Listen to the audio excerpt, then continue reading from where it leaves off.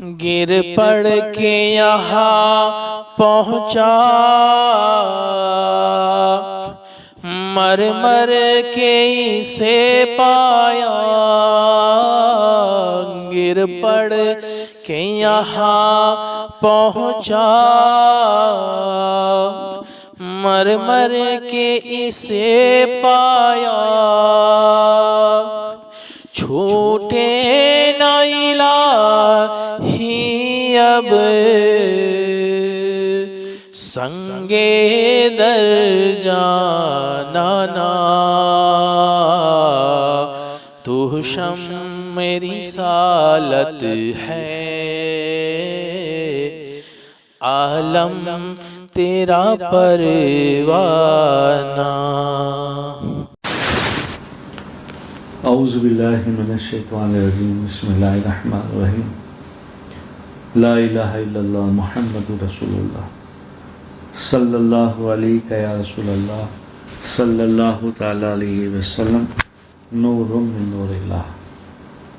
قرآن و حدیث کی روشنی میں حضرت سلطان محمد غزنوی رضی اللہ تعالیٰ عنہ، سلطان محمد غزنوی رضی اللہ تعالیٰ عنہ اسلامی تاریخ میں بڑے نامور بادشاہ گزرے ہیں۔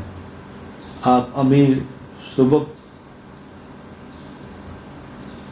سبکتگین کے بیٹے تھے۔ سن 357 ہجری میں پیدا ہوئے اور اعلیٰ تعلیم حاصل کی۔ والد صاحب کے انتقال کے بعد حکومت کی باغ ڈور سنبھالی اور اس کو مضبوط کرتے چلے گئے۔ آپ نے اپنے دور حکومت میں کئی علاقے فتح کیے اور امن و امان قائم کیا۔ ظلم و زیادتی کو بالکل پسند نہیں کرتے تھے۔ مسلم و غیر مسلم ہر ایک کے ساتھ انصاف کا معاملہ کرتے تھے، رعایا کی پوری خبر رکھتے تھے اور ان کی ضروریات کو بڑے اہتمام سے پورا کرتے تھے۔ غیر مسلموں کے مذہب اور ان کی عبادت گاہ کو بھی بڑا لحاظ رکھتے تھے، ان کو پورا کا پورا حق دیتے تھے اور مزید انعامات سے بھی نوازتے۔ البتہ بے حیائی اور فتنوں کے اڈوں کو بے خوف و خطر صفائے ہستی سے مٹا دیتے تھے۔ سلطان محمد غزنوی علم کے فضل میں بہت آگے تھے۔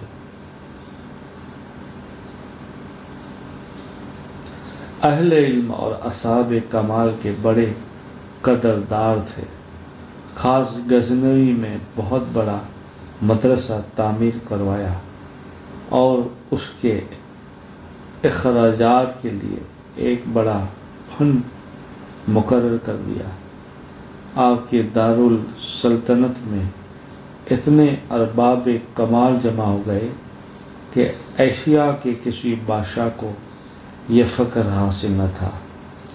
تقریباً 35 سال تک اقتدار کو رونق بخشنے کے بعد یہ عادل، منصف، رعایا پرور، خدا ترس، علماء نواز اور عظیم قائد و سربراہ سن 421 ہجری میں اس دار فانی سے رخصت ہو گئے،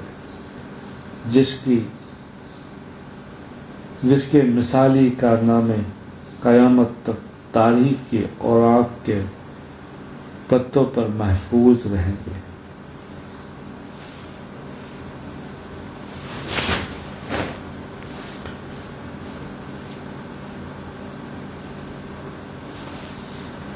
حضرت حذیفہ رضی اللہ تعالیٰ عنہ فرماتے ہیں، غزوہ خندق کے موقع پر سخت ٹھنڈی ہوا چل رہی تھی۔ ایسے وقت میں رسول اللہ صلی اللہ علیہ وسلم نے فرمایا، ہے کوئی جو میرے پاس دشمنوں کے قافلے کی خبر لے کر آئے؟ تو ٹھنڈی کی وجہ سے کوئی بھی کھڑا نہ ہوا۔ دوسری مرتبہ پھر بھی کوئی کھڑا نہ ہوا۔ جب تیسری مرتبہ بھی کوئی کھڑا نہ ہوا تو رسول اللہ صلی اللہ علیہ وسلم نے فرمایا، اے حذیفہ تم کھڑے ہو جاؤ اور دشمنوں کے قافلے کی خبر لے کر آؤ۔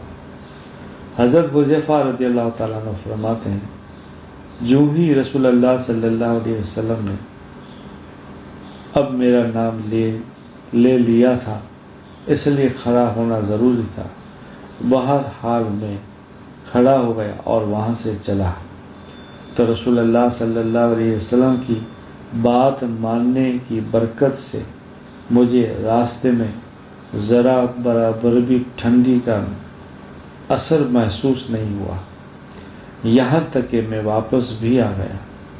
ایسا لگ رہا تھا کہ گویا میں سخت گرمی میں چل رہا ہوں۔ کتاب مسلم شریف، حدیث نمبر 4640۔ رسول اللہ صلی اللہ علیہ وسلم نے فرمایا، مونچھوں کو کتراؤ اور داڑھی کو بڑھاؤ۔ کتاب بخاری شریف، حدیث نمبر 5893، روایت حضرت ابن عمر رضی اللہ تعالیٰ عنہ۔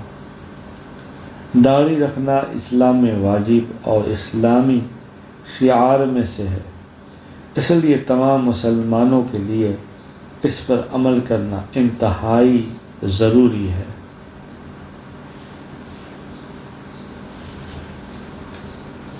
حج کے موقع پر اس دعا کو پڑھتے رہنا چاہیے، ربنا واجعلنا مسلمین لک ومن ذریاتنا امۃ مسلمۃ لک وارنا مناسکنا وتب علینا انک انت التواب الرحیم۔ ترجمہ، اے ہمارے پروردگار، ہم کو اپنا فرما بردار بنا لیجیے اور ہماری اولاد میں سے بھی ایک ایسی جماعت پیدا فرما جو آپ کی فرما بردار ہو، اور ہم کو ہمارے حج کے احکام سکھا دیجیے اور ہماری توبہ قبول فرما، کیونکہ آپ ہی توبہ قبول کرنے والے اور رحم کرنے والے ہیں۔ قرآن پاک سورہ بقرہ آیت نمبر 128۔ رسول اللہ صلی اللہ علیہ وسلم نے فرمایا، جب تم میں سے کوئی مسجد میں فرض نماز ادا کر لے تو اپنی نماز میں سے کچھ حصہ گھر کے لیے بھی چھوڑ دے، کیونکہ اللہ تعالیٰ بندے کی نفل نماز کی وجہ سے اس کے گھر میں خیر نازل کرتا ہے۔ کتاب مسلم شریف، حدیث نمبر 1822، روایت حضرت جابر رضی اللہ تعالیٰ عنہ۔ قرآن میں اللہ تعالیٰ فرماتا ہے، بلا شبہ اللہ تعالیٰ شرک کو معاف نہیں کرے گا، شرک کے علاوہ جس گناہ کو چاہے گا معاف کر دے گا، اور جس نے اللہ تعالیٰ کے ساتھ کسی کو شریک کیا تو اس نے اللہ کے خلاف بہت بڑا جھوٹ بولا۔ قرآن پاک سورہ نساء آیت نمبر 48۔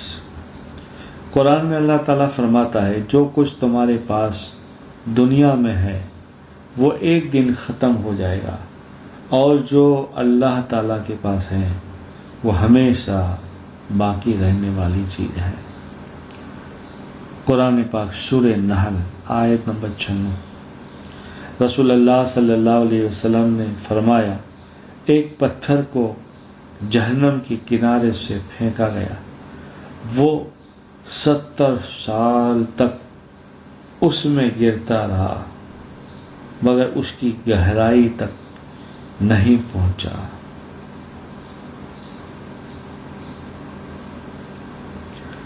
کتاب مسلم شریف حدیث نمبر 7445، روایت حضرت عتبہ بن غزوان رضی اللہ تعالیٰ عنہ۔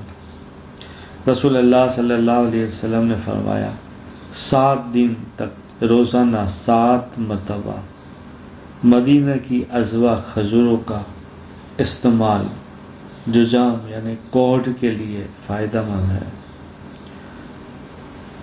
کنز الامات حدیث نمبر 28332، روایت حضرت امہات المؤمنین عائشہ صدیقہ رضی اللہ تعالیٰ عنہ۔